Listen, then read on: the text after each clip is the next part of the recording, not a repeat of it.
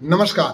Dhanvantari social care foundation के माध्यमों निःशुल्क नेत्र जांच एवं स्वास्थ्य शिविर कल दिनांक 7 जून 2026 रविवार ने सुबह 10 बजे शाम 5 बजे तक स्थान Dhanvantari charitable hospital mega highway 700 road Sindhri जटे डॉक्टरों की टीम द्वारा आंखोरी बिल्कुल फ्री जांच करेला और नजदीक चश्मा भी फ्री दिया जावेला।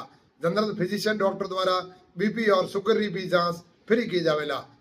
सर्दी जुकाम बुखार डेंगू मलेरिया टाइफाइड पीलिया चमड़ी रोग हड्डी रोग पथरी रोग श्वास संबंधी रोग पेट संबंधी रोग हाथों पैरों में सुनापन घुटनों में दर्द पैरों में दर्द कमर में दर्द यानी किसी भी प्रकार दर्द रो इलाज किया जावेला। एक्सरे लैब दवाइया और दूर रे चश्मा वाजिब दाम लागेला।